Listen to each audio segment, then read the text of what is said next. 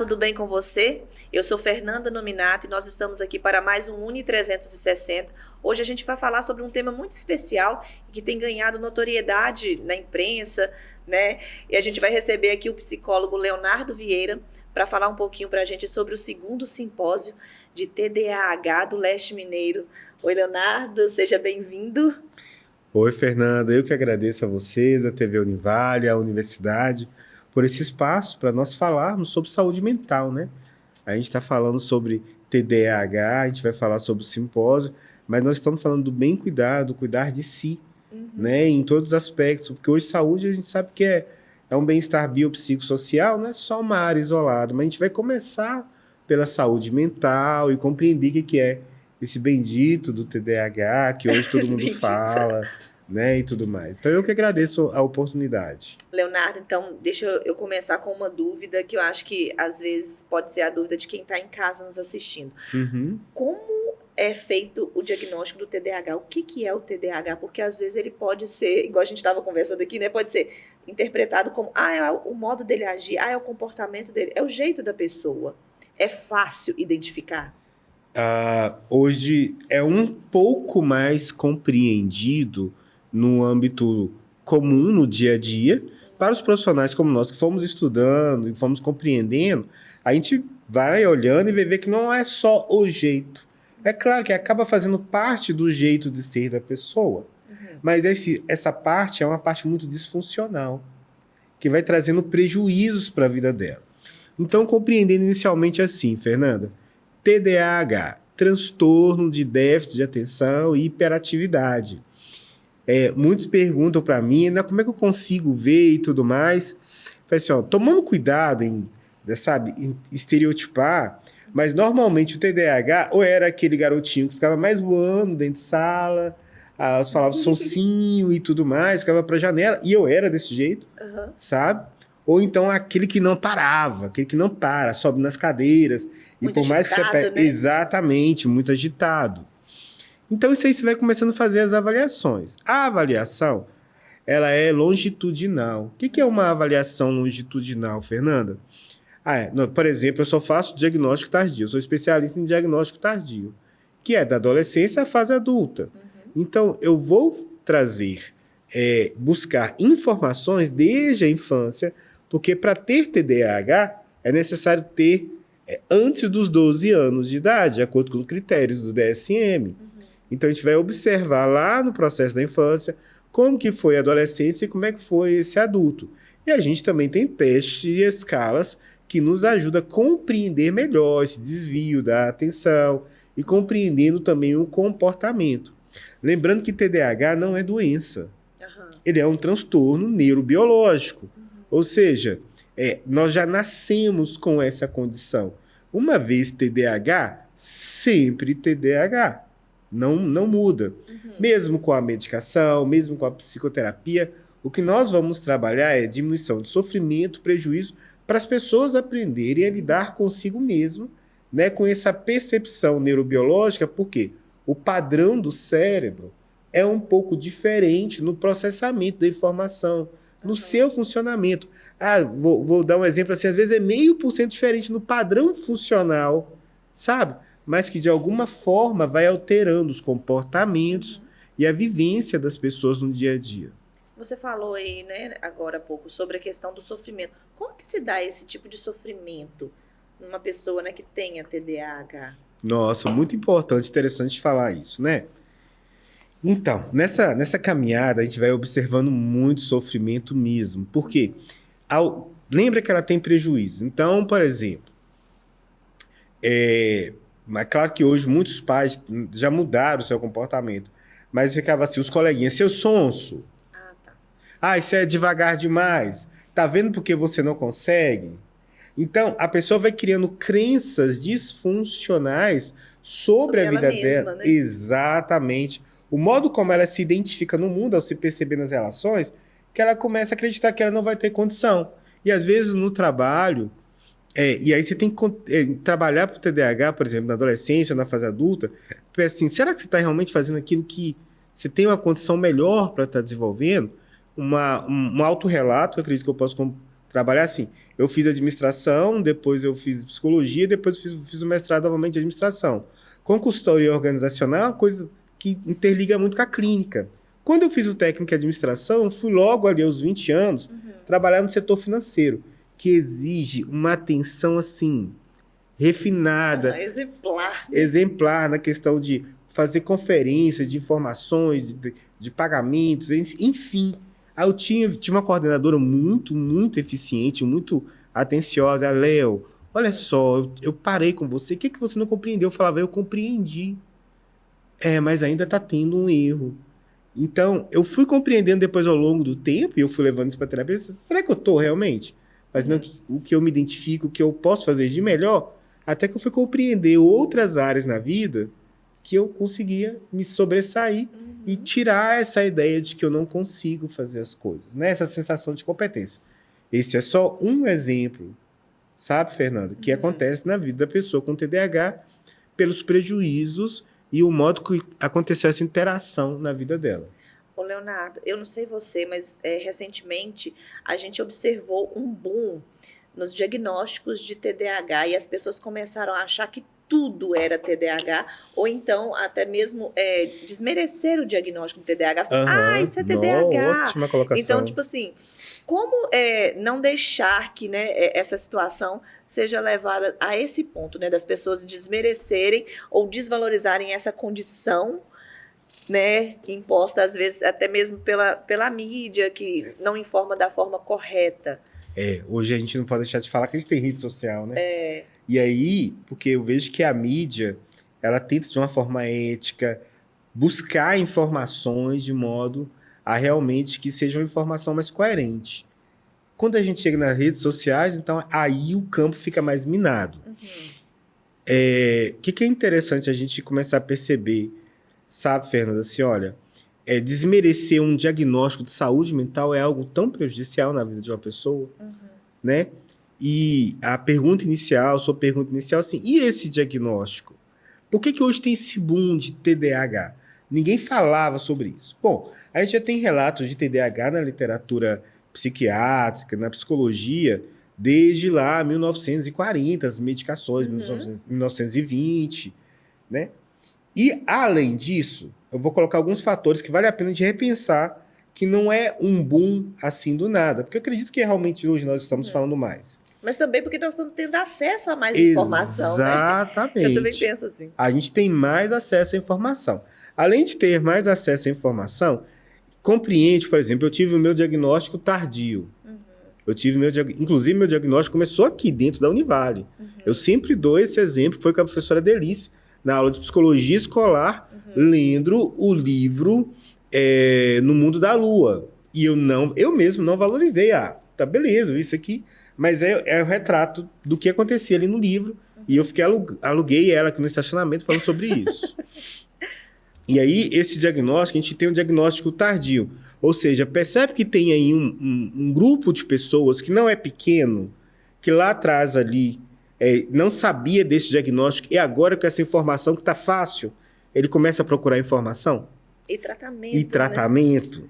Então, além da gente ter os diagnósticos de agora, do momento presente, com crianças, a gente tem uma demanda reprimida, pessoas que estão falando assim, gente, então quer dizer que isso pode ser? Vamos levantar uma hipótese, porque realmente nem tudo é TDAH, mas que não significa que o fato de nem tudo ser, eu não vou procurar verificar se não é. Porque, por exemplo, olha, o TDAH hoje, quando a gente vai nas principais revistas científicas, JAMA e tudo mais, é o transtorno que mais traz comorbidades. Transtorno depressivo, transtorno ansioso, transtorno bipolar, borderline, enfim, dependência química. Muitas vezes o paciente chega para nós na clínica, a gente vai trabalhar, às vezes, o transtorno depressivo, mas sabendo que no plano de fundo tinha TDAH. E foi um TDAH não tratado que possivelmente desencadeou o transtorno depressivo. Então, e outra coisa interessante, eu estava falando com um casal de pais, eu acompanho adolescentes e tudo mais, eu falei assim, de regra geral, hoje, nós somos a geração que estamos mais preocupados com a saúde mental dos nossos filhos. Então, hoje, lá na frente, é claro, não tem como eu falar isso dos meus pais, que eles também não tinham repertório para isso. Mas eu já tinha, eu já era aquela criança que estava lá, aquele adolescente.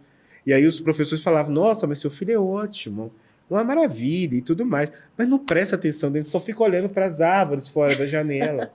De uma hora para outra você vê e tá aqui voando e tudo mais. Com certeza, se eu tivesse sido medicado, se eu tivesse sido treinado, né, eu teria tido um melhor resultado e menos prejuízo. Inclusive que foi, isso era mais ou menos ali, né, eu percebi esses prejuízos, hoje eu percebo melhor. No Fundamental 2, no sexto, sétimo ano, quando eu chego aqui no ensino médio, que pesou, é que vem essa sensação assim, eu não vou dar conta. Eu não vou dar conta. Né? Então, por isso que hoje a gente tem mais diagnóstico, uma demanda reprimida, mais informação. Nós estamos procurando mais nos cuidar. Assim como hoje a gente vê mais academias na cidade, né? Há 30 anos a gente não via esse tanto de academia. E que bom, maravilhoso, que inclusive a atividade física também faz parte do tratamento do TDAH. O TDAH a gente pode entender que ele tem níveis? Ele é dividido em níveis? Sim, no DSM fala. No final, nas rodas lá de orientação, né? Vou falar rodas de rodapé, que não são rodapé, né? Nas observações, ele coloca isso. Que normalmente as pessoas lembram lá para o TEA, nível de suporte 1, 2 e 3, mas os níveis do TDAH ele é avaliado de acordo com os prejuízos que a pessoa tem. Então, se a atenção dela foi muito, muito ruim, sabe? Ela tem uma alta dificuldade de concentração, a distrabilidade, né? A hiperatividade é realmente muito agitado, nós vamos colocando lá dentro da avaliação diagnóstica, né, quais são os níveis que ela tem. Leonardo, então vamos falar então desse evento importante que vai acontecer aqui, né, em Governador Valadares. É a segunda edição desse simpósio, vai ser nos dias 8 e 9 de agosto. Sim. Fala pra gente como é que está sendo a organização desse evento, quem são as pessoas que vão participar. Eu tenho muito orgulho, muita alegria em falar do simpósio de TDAH do leste de Minas Gerais, Fernanda. Já pensou? Trazendo, né? Como diz, os holofotes trazendo os holofotes né? para nossa cidade. Então, vou começar assim, rapidamente com a história. Eu escrevi a lei, né, que foi publicada no ano passado, em Governador Valadares, tornando o mês de agosto um mês de conscientização do TDAH, da necessidade de conscientização. E aí, conversando com alguns amigos, mais especificamente com Francis Silveira, que é um médico psiquiatra, um grande amigo, e eu falando, nossa, preciso fazer alguma coisa e tudo mais. E ele falou assim, com você eu topo, vamos fazer. E na hora eu tô assim, eu tô comentando, mas eu não sei realmente, assim, se vamos. Não, vamos pegar, vamos fazer. Nossa cidade precisa disso. Então, a partir daí, o ano passado, nós fizemos o primeiro simpósio de TDAH do leste de Minas Gerais. E que foi um sucesso. Profissionais de saúde, sabe? Psiquiatras, herbiatras, psicólogos, neuropsicólogos e profissionais de educação em peso presente. É um simpósio, então, multiprofissional, né? É um simpósio multiprofissional. Inclusive para pessoas que têm TDAH, né? E aí, nesse ano, aí nós gravamos, colocamos.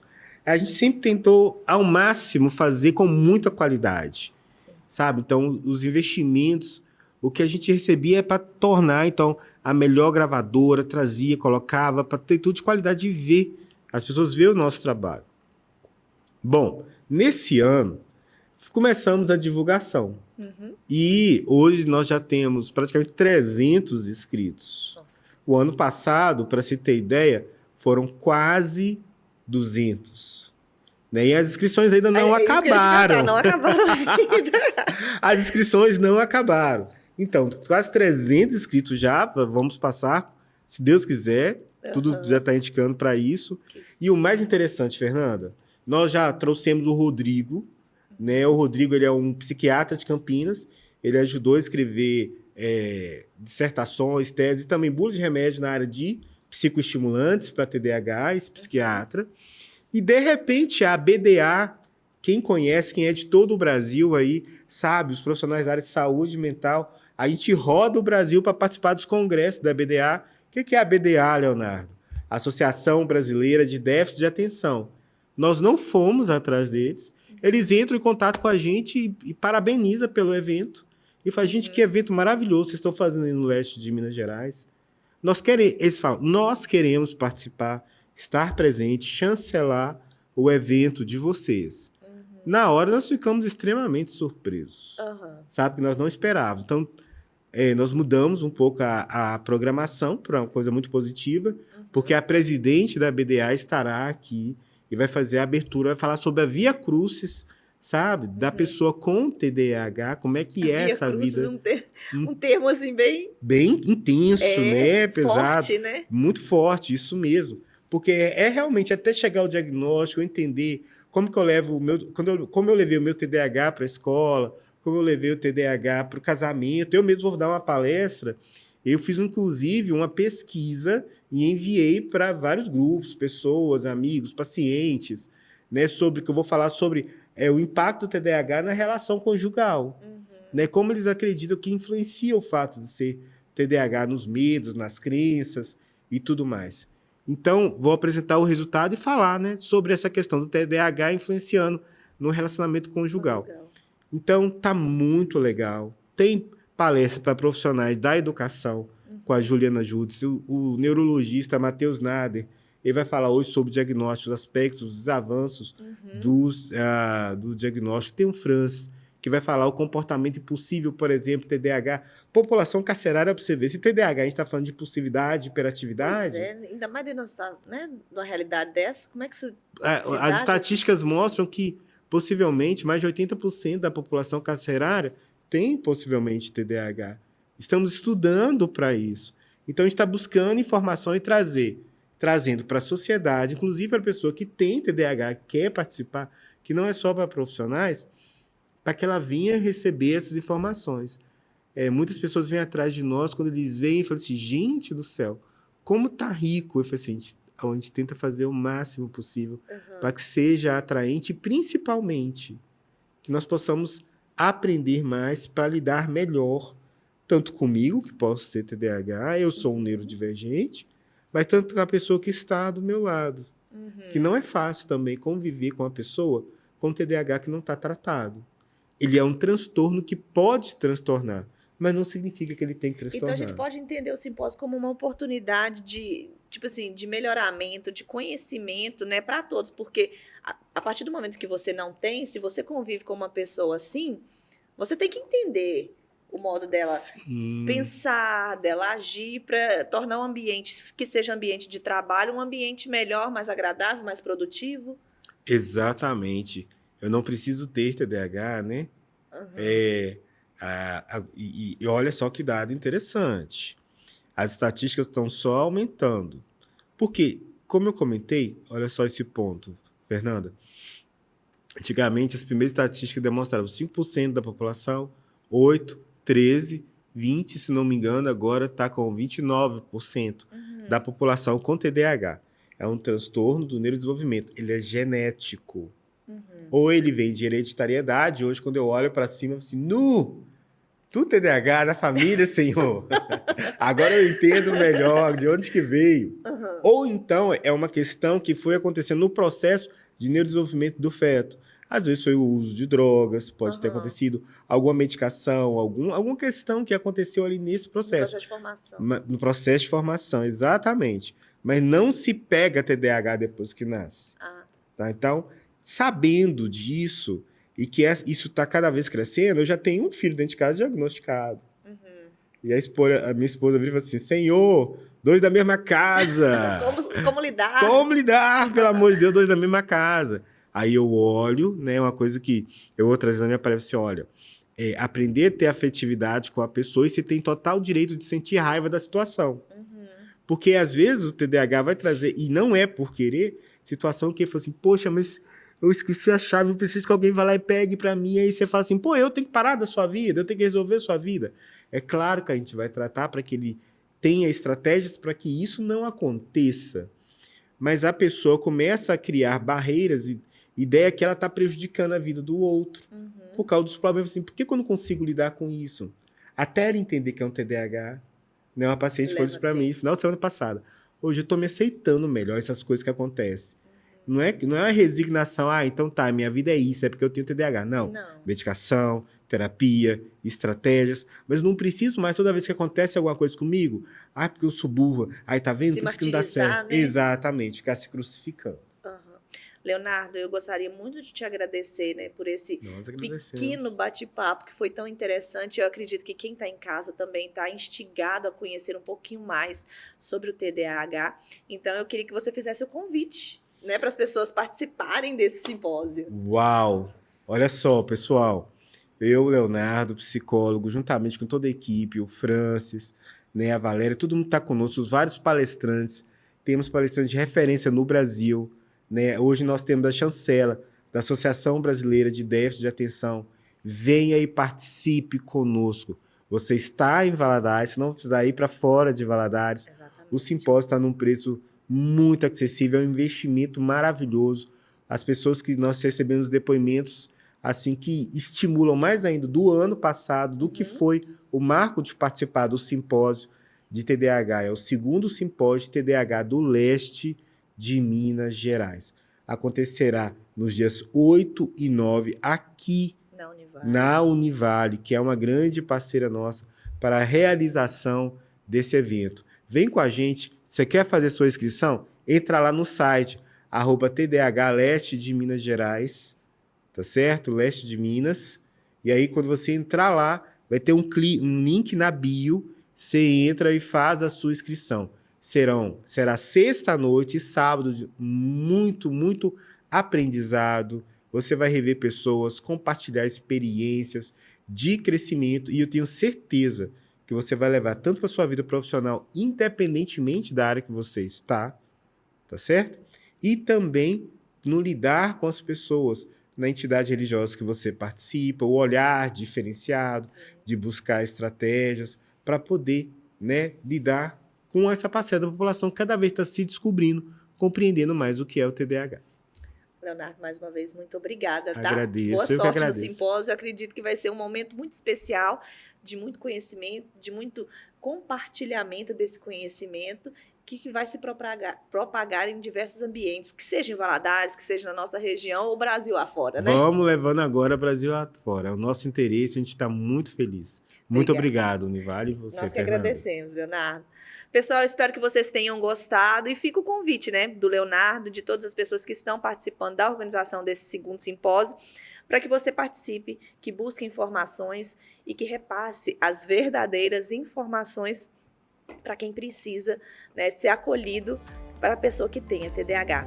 Eu fico por aqui, te espero no próximo Uni 360. Tchau, tchau!